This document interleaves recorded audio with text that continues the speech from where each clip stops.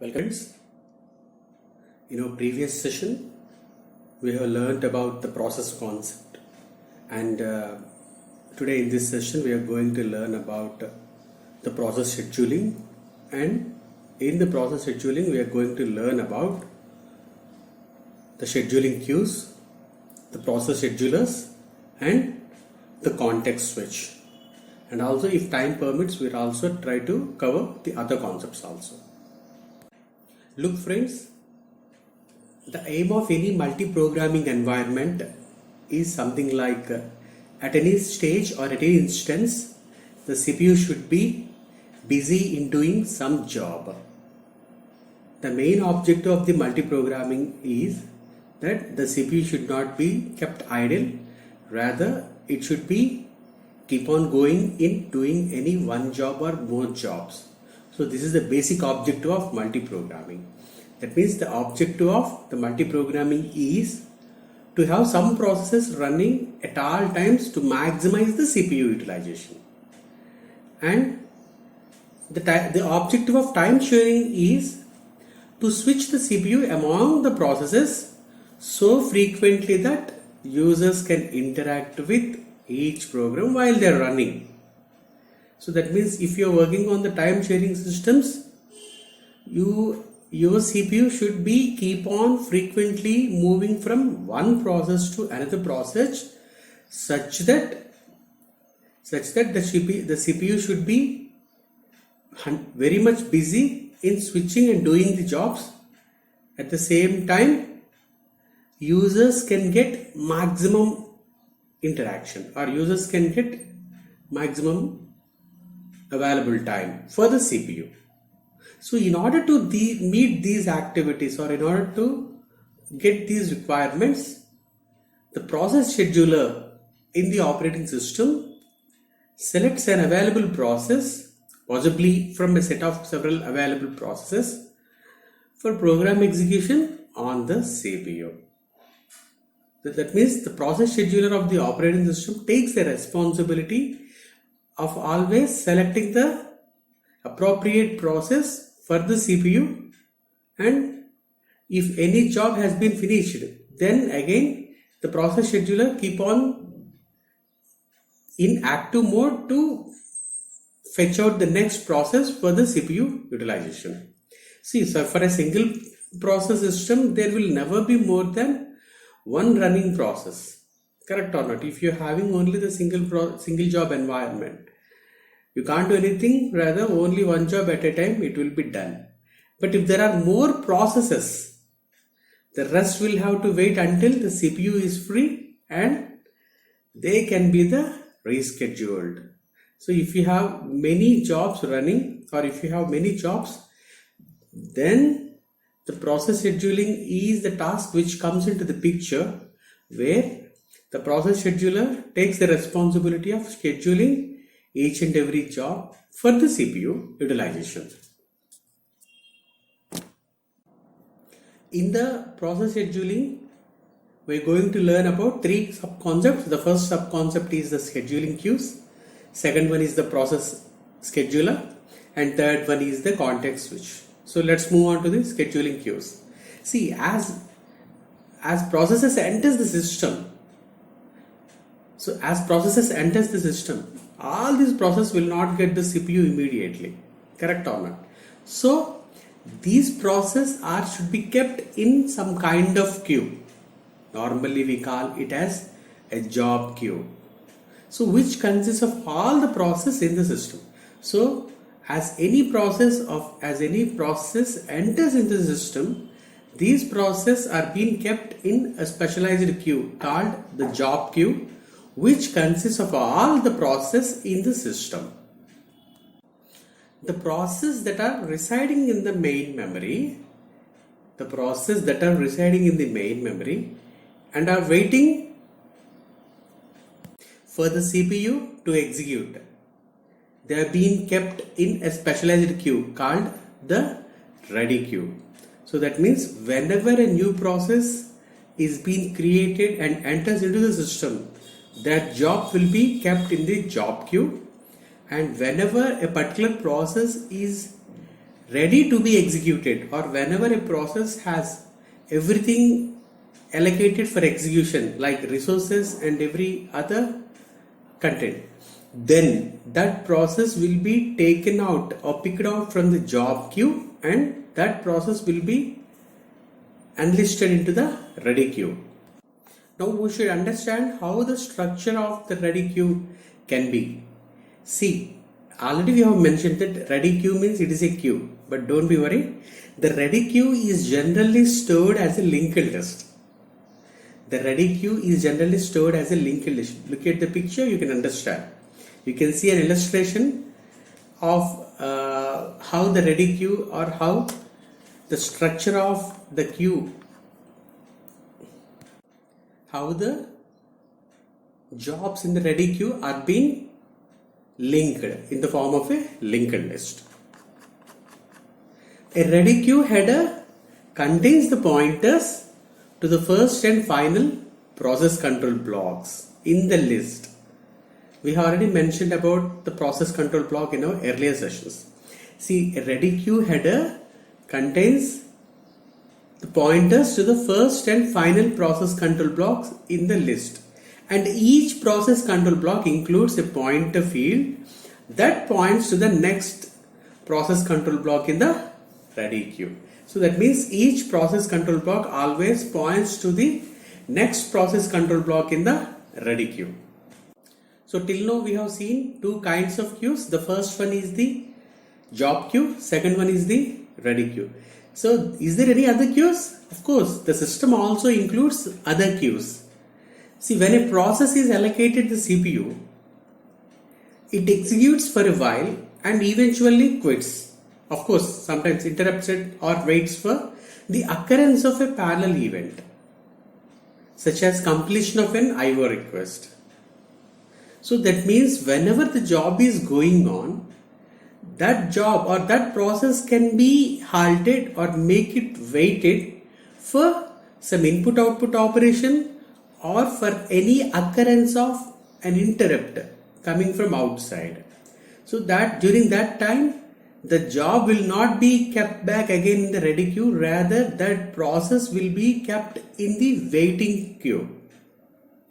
Okay, so whenever any process is allocated to the CPU and it is perfectly ready for the CPU and it is perfectly been executed by the CPU, and during the process if any input output request has been made from any IO device or from any external device, then that job has to be kept into the waiting queue.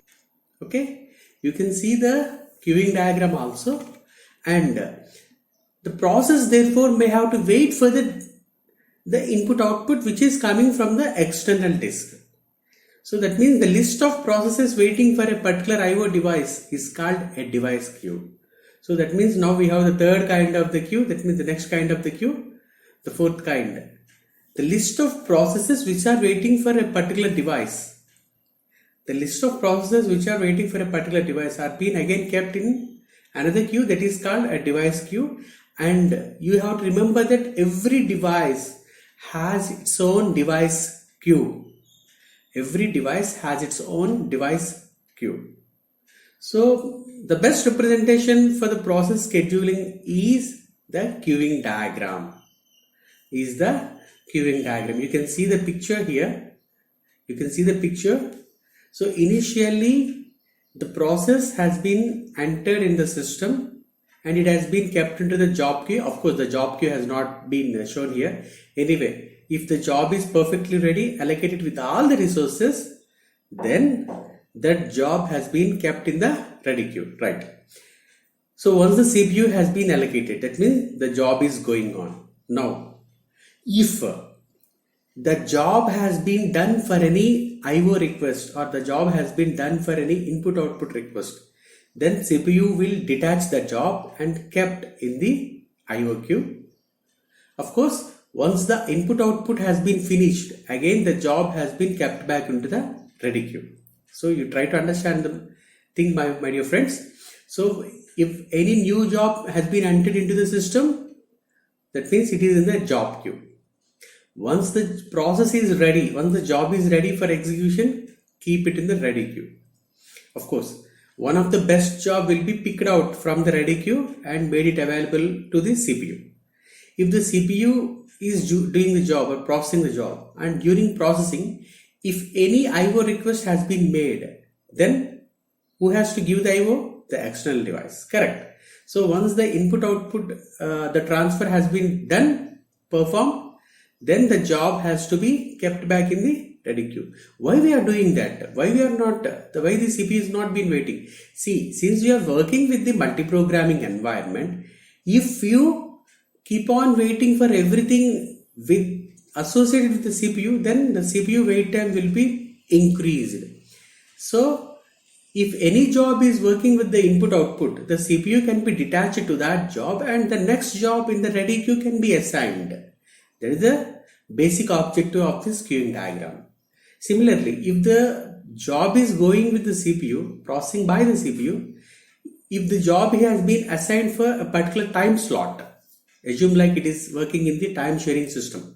If the time slot has been expired or the time slice has been expired, you can't do anything. Again, you have to keep back the process into the ready queue. Of course, if the job, the third option, go for the third option. If the job or the process has created any sub-child, or if the process has created any sub-process, okay, and the process has to wait till the sub-process completes. The process has to wait till the sub-process completes. Then you can't execute the process, rather the child execution has to be completed, and once the child execution has been finished, then the process has to be kept back into the ready queue. What is the fourth option? If the three options are not there, rather there is another kind of option, that is wait for any other external interrupt. If the process is been waiting for any external interrupt, then the process has to be made forcefully to wait for an interrupt. Once the interrupt has been handled or once the interrupt has been finished, again the process has been kept back into the ready queue. So these are the four options when any process is going with the CPU, and in these four options, if any one option has been triggered, then the process has been kept waiting, and once the thing has been handled, it will be kept back into the ready queue. If everything went fine smoothly, then the CPU will be go for the next job. So this is the diagram for the queuing diagram, or this is the pictorial representation of the queuing diagram for the process scheduling. So just now we have mentioned that even for the devices, there is a device queue, and all the process which are waiting for the devices are been pointing into that queue. So that is called the device queue. And in the queuing diagram, what we have observed? We have observed a rectangular box, right? So each rectangular box represents a queue, and two types of queues are present, as we have mentioned that one is the ready queue and second one is the set of device queues. The circles represent the resources that serves the queues, and the arrows indicates the flow of the processes in the system. See, as a process initially kept into the ready queue, it was there until it was being selected for the execution, or it has been done by the dispatcher, or if it is done by the dispatched. That means picking out the best job from the ready queue. The task is called dispatch or process dispatch. I'll try to repeat again. Picking out the best job in the ready queue for the CPU is called dispatch, and this activity will be done by the CPU dispatcher. Okay, and the activity is called dispatch, CPU dispatch. Right. So once the process is allocated to the CPU and is executing, you can have certain chances could occur. What are they? The process could request for an IO and then be placed back into the IO queue. The process could create new sub-process. That means it can create a child process, and the child process has to be finished prior to the parent process. Then also the process will be kept for the waiting, and the process could be removed forcibly for any external interrupt. Once the interrupt has been handled, again the process can be kept back into the ready queue. So these are the various chances in the queuing diagram which we have seen right now. So in the first two cases, the process eventually switches from the waiting into the ready state. Correct. In the first two chances, what is that? The IO request and the time slice expired. And a process continues this cycle until it terminates, at which it is removed from all the queues and has PCB and all the resources deallocated. See, in the first two chances, once the IO has been finished or once the time slot has been finished, it is kept back into the ready queue. Right. And look at the last two chances. Fork wait for an interrupt. Fork a child means until unless the child job has been finished, the process cannot be kept back into the ready queue. And also, until unless the interrupt has been handled, the process cannot be kept back into the ready queue. So this is about the queuing diagram. So in the scheduling queues, what we have seen? We have seen three kinds of queues. The first one is the job queue, or whenever a new process has been created, it will be kept into the job queue, right? And once a job has been picked out for the CPU processing, that will be kept into the ready queue, okay? And after that, the CPU dispatcher will try to pick one job from the ready queue, and that job will be processed by the CPU, right? And it is not like that every picked out job will be perfectly executed by the CPU. It's not like that. There are certain chances where that job can be again waiting, something like input output or fork a child or any external interrupt or any time slot which has been expired. So you call the diagram as the queuing diagram. So next move to the next subconcept, that is the schedulers. So a process migrates among various scheduling queues throughout its lifetime. Correct or not? That's what we have seen. See, whenever a process has been created, that will not be kept or reside in the same queue for its lifetime. No, the process will be moved in a different queues throughout its lifetime. Something like a product in a conveyor belt, it will be keep on moving from one belt to another belt in a factory. Like that, a process keeps on moving from one queue to another queue, or it will be trying to switching from different queues, different scheduling queues throughout its lifetime.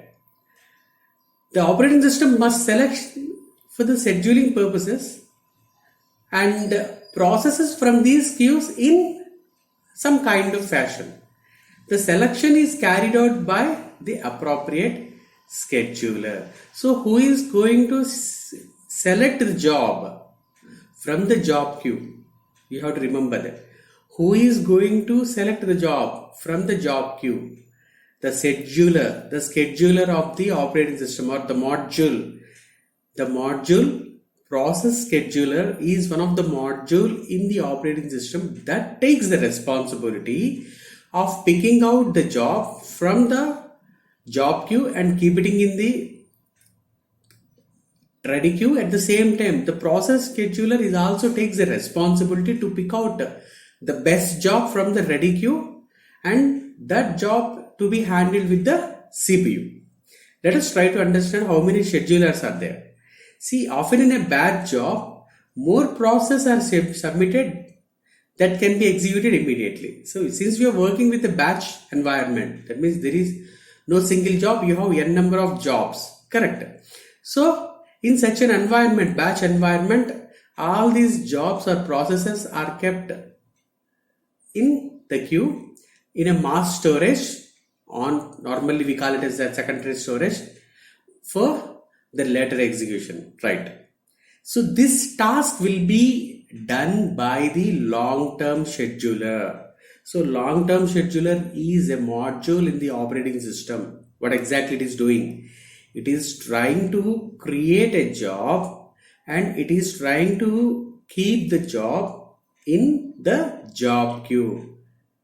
And long-term scheduler is a module in the operating system which creates a job and which tries to pull this job into the job queue.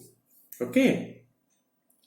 And the processes which are being selected from this job queue, and this job, the best job, will be picked out. There is another kind of scheduler. Which tries to find out the best job from the ready queue. There is another kind of scheduler, another kind of module in the operating system. We call it as the CPU scheduler. So CPU scheduler is another kind of software module in the operating system which picks the best job from the ready queue. So up to now we have seen that the long-term scheduler, it is only keeping the job in the job queue. No, the long-term scheduler always also takes the responsibility of creating a job, keeping it in the job queue, again picking the best job from the job queue and keeping in the ready queue. So now the CPU scheduler takes the responsibility of picking out the best job from the ready queue, and that job will be assigned to the processor, or normally we call it as the CPU. So up to now we have seen two kinds of schedulers. The one is the long-term scheduler doing a long job because we have n number of jobs in the system. So the long-term scheduler is doing a long job, something like creating a job and something like allocating the resources for that job, keep it in the job queue. At the same time, the jobs which are being ready for the execution will be kept back into the ready queue, and now from the ready queue the CPU scheduler takes the responsibility to assign the CPU to the job, to one of the job from the ready queue. Friends, let us try to see the difference between these two schedulers. The first one is the long-term scheduler, second one is the short-term scheduler or the CPU scheduler. So the primary distinction between these two schedulers lies in the frequency of execution. You can underline this point. The primary difference between these two schedulers lies in the work frequency. That means the short-term scheduler must select a new process for the CPU very frequently. So CPU activity is very speed. So if you try to give a job to the CPU will be executing that job immediately. So the CPU scheduler keeps on picking up a job from the ready queue and handling that job to the CPU. So the job is a high frequent job done by the CPU scheduler or the short-term scheduler. That means the short-term scheduler must select a job, a new process from the ready queue, right? And it has to assign that job to the CPU very frequently. A process may execute only for a few milliseconds before waiting for an IO request. Often, the short-term scheduler execute at least once every 100 milliseconds. This is the guarantee. Because the CPU is doing the job in a high-speed manner, the CPU scheduler is completely busy in picking out the best job from the ready queue. Because of this short time between executions, the short-term scheduler must be very fast. If it takes 10 milliseconds to decide to execute a process for 100 milliseconds, correct or not? Assume that if it is taking 10 milliseconds to decide, you have very less time to pick a best job from the ready queue.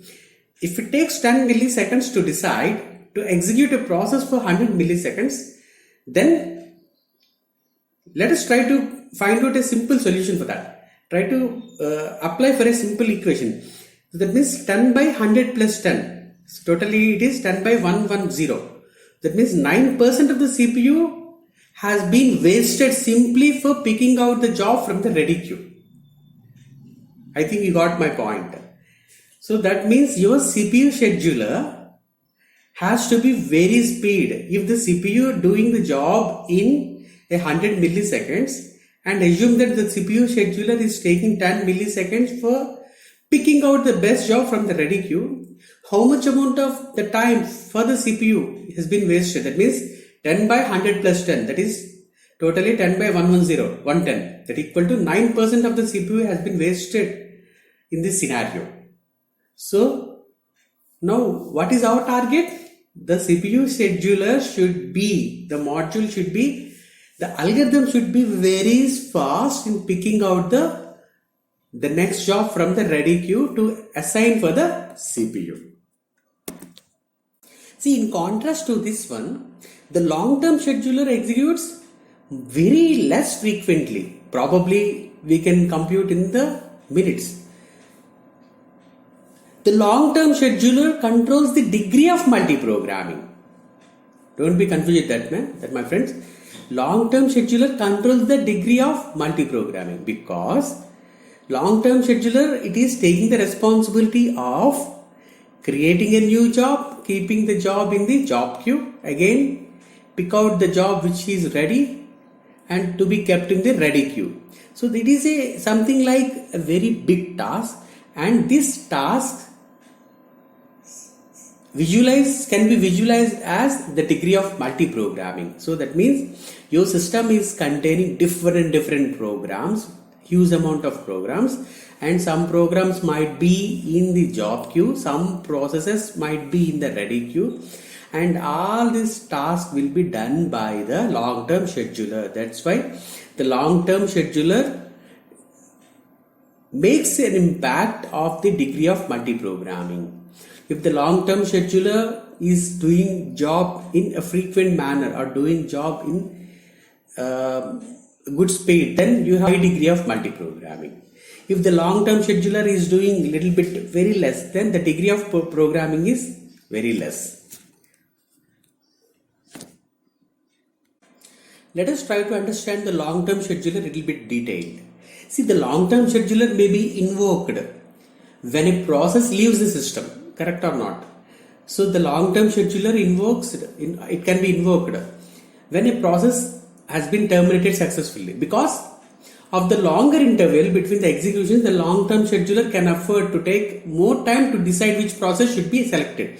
Because the long-term scheduler has abundant time to find the next job to be kept in the ready queue, because the ready queue might mean the process can be selected by the CPU, the process can be waiting for the CPU, it can be interrupted, it can be fork-a-child, etc. So, if any job is successfully completed from the environment, right, the long-term scheduler has enough time to pick a job from the job queue and to keep it in the process queue, ready queue, correct.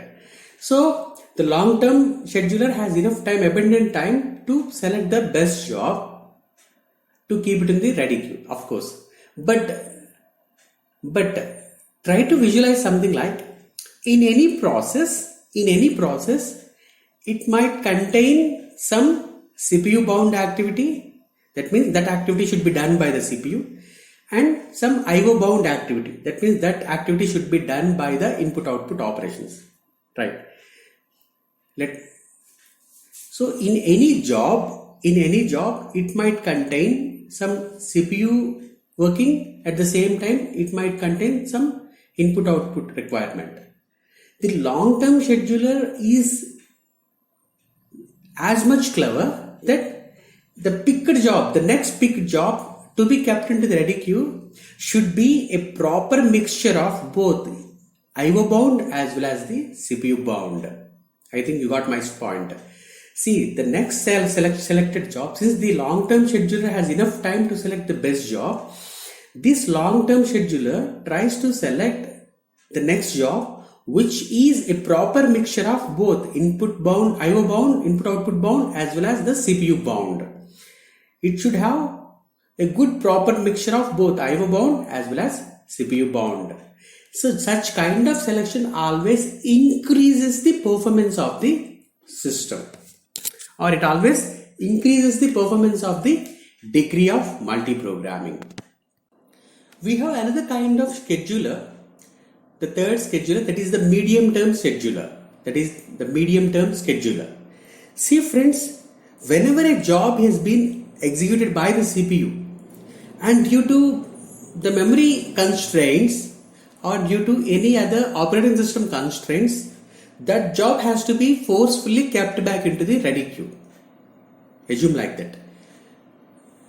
Whenever a job has been executed by the CPU and there is a situation like that, you have very limited memory or you have some other kind of operating system requirements, then that job is forcefully deassigned with the CPU and kept back into the ready queue.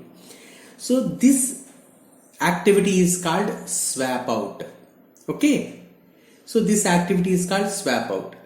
Parallelly, if any job from the ready queue has been assigned